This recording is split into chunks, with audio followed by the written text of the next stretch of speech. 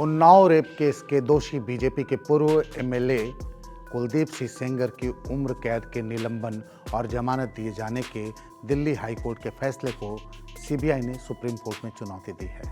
हालांकि Unnao rape case की पीड़िता के वकील महमूद पराश इस केस में सीबीआई की भूमिका संदिग्ध बताते हैं। रेप पीड़िता का भी आरोप है कि सीबीआई ने सही तरीके से हाईकोर्ट में केस नहीं रखा, बल्कि पीड़िता ने तो कहा कि सीबीआई का आईओ आरोपी कुलदीप सेंगर से मिला हुआ है। सीबीआई पहले क्या कर रही थी? सीबीआई का आईओ मिल चुका है कुलदीप सेंगर से। मैम, एक याचिका भी दायर की गई है जिसमें एक वकील ने याचिका दायर की है और वो पक्षकार नहीं है। किस नजर से जो पूरा केस आप देख रही हैं मैम? अभी मैंने अपनी तरफ से कोई सुप्रीम कोर्ट में याचिका दायर नहीं की है। अभी मेरे महमूद पराचा सर जी याचिका दायर करेंगे, उस पर बहस करेंगे। मुझे उम्मीद है कि सुप्रीम कोर्ट से मुझे न्याय मिलेगा। उन्नाव रेप केस की पीड़िता के वकील महमूद पराच भी इस केस में सीबीआई की भूमिका से संतुष्ट नहीं है।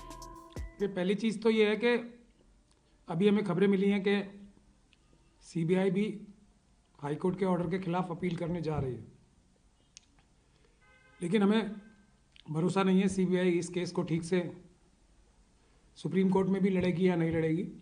हमें ऐसा लगता है कि मुंह दिखाने के लिए, ताकि जो जन आक्रोश है उसके सामने सीबीआई अपना फेस सेव कर सके, इसलिए सुप्रीम कोर्ट जाएंगे। अच्छे से अच्छे वकील भी करेंगे, लेकिन बहस किस तरह से करेंगे, जीतने के लिए करेंगे या हारने के लिए करेंगे, ये हमें मालूम नहीं। 5 तारीख तक सुप्रीम कोर्ट अभी अवकाश पर है। हम लोग भी अपनी तैयारी कर रहे हैं सुप्रीम कोर्ट जाने की, और पुख्ता केस बना के, अच्छा केस बना के सुप्रीम कोर्ट जाने की, ताकि सुप्रीम कोर्ट में न्याय मिलने की कुछ गुंजाइश रहे। लेकिन मुख्य जो पार्टी होती है वो सीबीआई है। जो पीड़िता होते हैं या पीड़ित होते हैं या कंप्लेनेंट होते हैं, उनका तो रोल बहुत लिमिटेड होता है।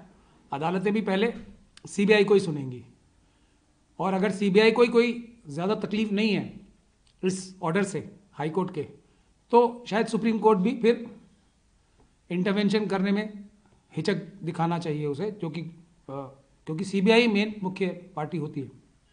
लेकिन सीबीआई का रोल ट्रायल कोर्ट में भी ऐसा ही रहा है और हाई कोर्ट में भी ऐसा ही रहा है। जो वकील हाई कोर्ट में थोड़ी सी अच्छी पैरवी करने लगे थे, उनको तो हटा ही दिया गया, और उस बात का भी इस जजमेंट में कोई संज्ञान नहीं लिया गया। यही हमारा इस जजमेंट का एक और क्रिटिसिज्म भी है। तो अभी हम जो एक हमारा शुरू से डिमांड रही है कि सीबीआई को खुद अपने उस आईओ के खिलाफ, इन्वेस्टिगेटिंग ऑफिसर्स के खिलाफ, और दूसरे लोग जो केस को ख़राब करने में कुलदीप सिंह सेंगर साहब की मदद कर रहे थे, जैसा जो ट्रायल कोर्ट है उसने फाइंडिंग दी है, उनके खिलाफ एफआईआर कराई जाए। सीबीआई ने स्वयं तो ये कार्य किया नहीं है, तो आज या कल हम लोग जाके सीबीआई के दफ्तर में भी इस पीड़िता की तरफ से ही एक एफआईआर भी दर्ज कराने की कोशिश करेंगे। अब देखते हैं सीबीआई कितनी ईमानदारी से काम करना चाहती है। अब से कम, आज तक तो नहीं किया है, लेकिन अब से करना चाहती है। तो सबसे पहला काम तो जिन लोगों ने कुलदीप सिंह सेंगर की मदद की है ट्रायल के दौरान, उनके आईओ ने और दूसरे अफसरों ने, उनके खिलाफ एफआईआर दर्ज करके उनको, और उस साजिश को का पर्दाफाश करें कि कौन कौन लोग शामिल थे कुलदीप सिंह सेंगर साहब की मदद कराने में सीबीआई के अंदर से, उनके खिलाफ एफआईआर करके उनके खिलाफ एक्शन ले। तो ये कार्य हम करने जा रहे हैं, आज या कल में हम ये कर देंगे।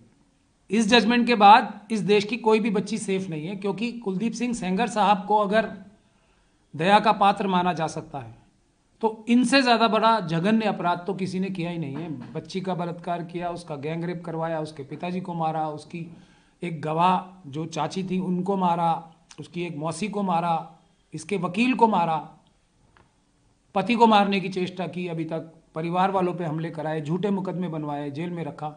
तो मेरे ख्याल से अब सारे बलात्कारी दया का पात्र हैं। इस जजमेंट के बाद से कोई ऐसा बलात्कारी व्यभिचारी नहीं हो सकता जो दया का पात्र ना हो। तो सीबीआई ने क्या, जो इसके पिता की हत्या हुई उसमें जो बहुत कम सजा मिली है, सिर्फ 10 साल की, जिसमें फांसी की सजा मिलनी चाहिए थी, क्या सीबीआई उसके खिलाफ अपील में गई? नहीं, उसके खिलाफ भी ये पीड़िता ही गई। हम लोग उसके वकील हैं, उसमें भी उसके खिलाफ भी ये पीड़िता ही गई है। क्या सीबीआई ने अपने उस इन्वेस्टिगेटिंग ऑफिसर के खिलाफ एफआईआर दर्ज की जिसने केस जानबूझ के खराब करने की कोशिश की, कुलदीप सिंह सेंगर की मदद की? आईओ होते हुए जिसकी सबसे बड़ी जिम्मेदारी होती है दोषियों को पकड़वा के सजा दिलवाने की, वो दोषियों की मदद कर रहा था। क्या सीबीआई ने, क्या केंद्र सरकार के किसी भी अधिकारी ने उस एफआईआर को कराने की कोशिश की उन अधिकारियों के खिलाफ? और इसीलिए सीबीआई ने भी मजबूरी में ये डाला है। लेकिन मेरा पूरा शक अभी भी है, ये मुंह दिखाई है सिर्फ, ये सिर्फ सुप्रीम कोर्ट से इस हाई कोर्ट पे के फैसले को कोई मोहर लगवाने की साजिश भी हो सकती है कि वहां भेज दें अच्छे से अच्छा वकील और वो बहस ठीक से ना करें, ये भी हो सकता है। जाहिर है इन आरोपों से सीबीआई का निकलना जरूरी है। इसके लिए सीबीआई को अपनी ओर से पूरी जान लगानी होगी। हाई कोर्ट के फैसले को सही तरीके से समझना होगा और फिर इस फैसले के खिलाफ सुप्रीम कोर्ट में सीबीआई को पुख्ता स्टैंड लेना होगा। इस खबर में फिलहाल इतना ही। इस खबर से जुड़ा हर अपडेट हम आप तक पहुंचाते रहेंगे। देश दुनिया की बाकी खबरों के लिए आप देखते रहें India.com।